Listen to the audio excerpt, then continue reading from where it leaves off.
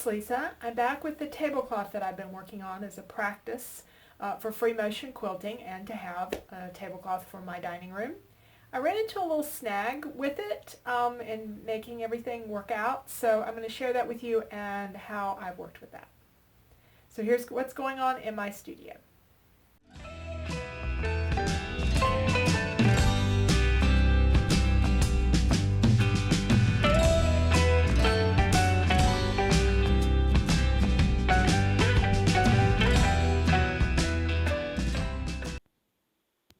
I have all of the quilting done along the border, but I do have a new issue.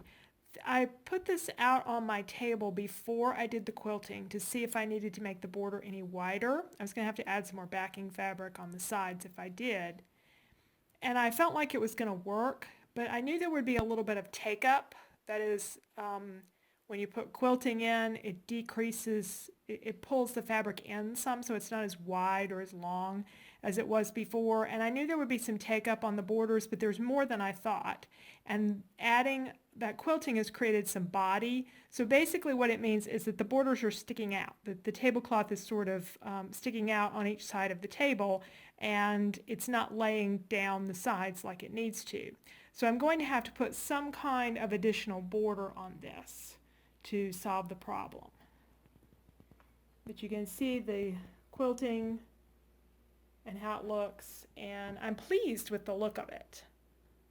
But I think I'm going to have to add a flange to it.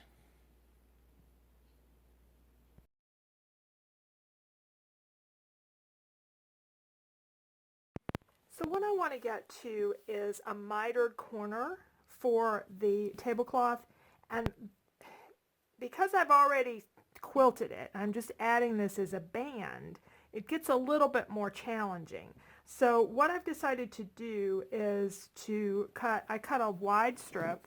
I cut it 6.5 inches wide because that's the width of my ruler. And I had to cut several lengths, and it was just, I didn't really have a particular preference as to the width. I wanted it around 3 inches wide for the band, so you know, it was just easier just to go ahead and cut it 6.5 inches. So I've cut it 6.5 inches. I've sewn with a 1/4 inch seam allowance that piece to each side, and I'll show you how that comes out in just a moment. And I have pressed back about 1/2 inch of a hem, and that'll come in a little bit later on. And this is one corner that is finished on the front side, so to kind of show you what we're going for. And then on the back side, it's not finished because I'll have some machine and some hand sewing to finish that. Let's take a corner and do it kind of from scratch, so you can kind of get an idea of how this is all looking. And I didn't miter these corners when I put this border on. I knew it would probably look a little bit better, but again, this was just a tablecloth I'm probably going to be using for every day because we do use tablecloths every day. And I just thought that I didn't really need to be that particular, but then I didn't realize I was going to be doing this border, and I do think it will look a lot better with the mitered edge. So the way this is working, you see when I stitched them, I came out, I'm going to need to add a little bit of stitching right there to pull that back in. These need to finish 1/4 inch from the edge because I have a 1/4 inch seam allowance, so they just touch. Okay. And what I'm going to do is take one of them and fold it back over the other. It doesn't really matter, I'm just needing to mark something right now. What I'm going to do is take my ruler that has a 45-degree line and line that up so that this 45-degree edge is along the cut edge of this piece, so that I'm marking a 45-degree line right from that corner. Mark a line, sewing line. But I'm not going to sew in this position because that would not give me the result that I want. I need to put the two edges together.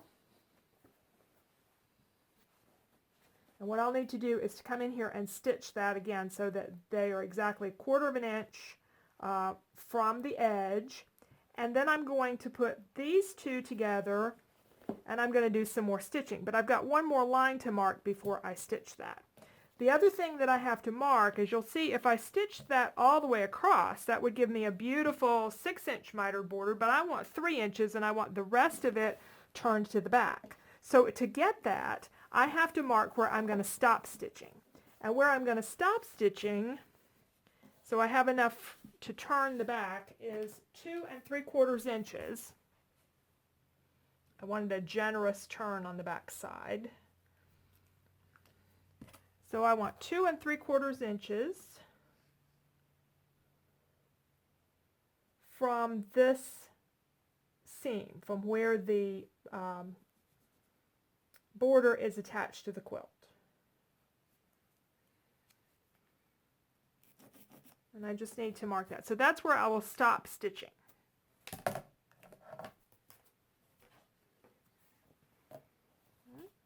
Now I'll fix this stitching right here, and then I will put the two together, these two, so that I line up the bottom edges, and I will stitch on this line up to this point, and then we'll be ready to flip it to the back side. Okay, I've stitched on one side of this one to create the mitered corner on the front, and now I've turned it so I can do the back side. Originally I was just going to kind of fold these around and manually tuck them in and stitch this by hand, but you can do it on the machine, and there's really no reason not to. So I'll show you one that I finished over here in just a moment. Right, so I've got this side, and you do have to be careful which way you turn it and make sure you're getting the results you want, because I've already filmed this video one time when I stitched it the wrong way, and when I got it done I was like, that's not right, that's not the way it comes out. So the simplest way to do it is just to, kind of make sure you're going to get what you want before you stitch it. So what I'm looking for is to have a miter that goes on this side. So see, the fabric is going to come around here. This fabric is going to come over here, and so what I want is, let's get this in here. If I were tucking it in manually, what I would want is a seam that runs right through here. So I want these two pieces sewn together, and to get those two pieces sewn together, I need to match up these edges. It's a little hard to describe and to see on the screen, but if you're doing your own, you play with your fabric a little bit, you can see which edges that you want to match up along the bottom of this. And what you're going to be doing is, we stitched, and the line has probably disappeared, it has here. So I'm going to kind of mark where our original stitching line was so you can see it on camera, because I'm working with black thread on a black background, it's hard to see.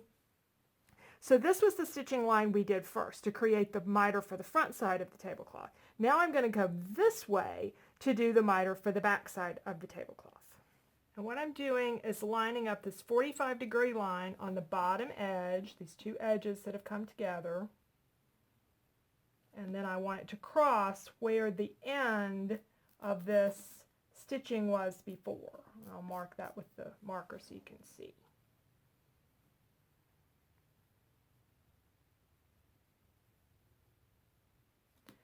And now we're going to stitch down to where the fabric is going to turn under on the back side. Now, to be sure you get the right thing, pin it,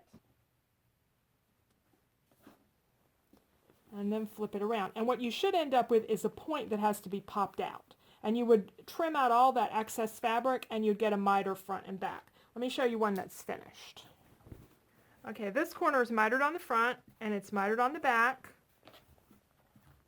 And what it looked like when it was sewn was there's stitching that creates a big V, and then I just trimmed out that stitching to a point, and then I would pop this out and pop out my point. Got a little tool for that. That cuticle stick works if you don't have a tool. All right, and pull that out there, the pen right now, and then so I don't have to go hunting up a tool. And then I would fold these around to the back and stitch them down. And I think I can do this on the machine. That's one of the reasons why I kind of wanted to go ahead and finish these on the machine, is that I can pin this and then stitch from the front side, stitch in the ditch, and it'll catch the back.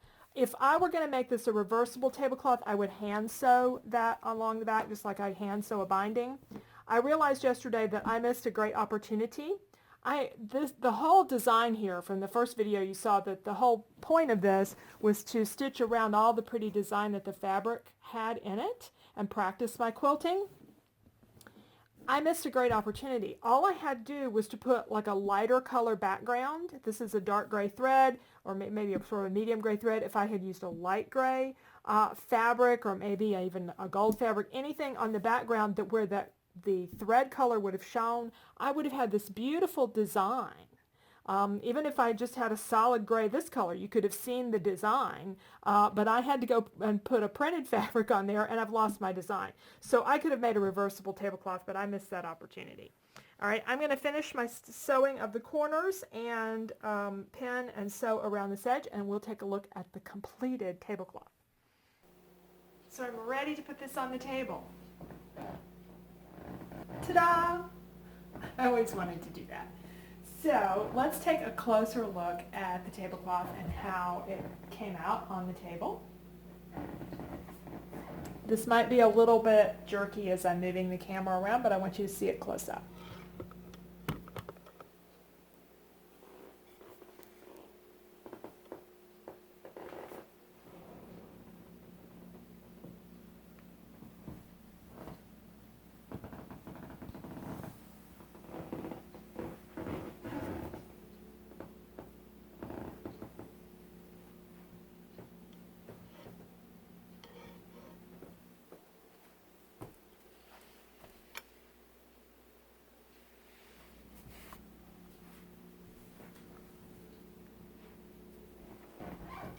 So thanks for joining me in this adventure. If you're not already a subscriber to my channel, I hope that you will subscribe. And if you know someone who quilts and you want to share the video, that would be wonderful too. It's really gratifying to get comments and likes and shares and things when you put a lot of time into creating content online. So please do that for anybody that you watch on YouTube or Instagram or wherever they create content. They really appreciate it.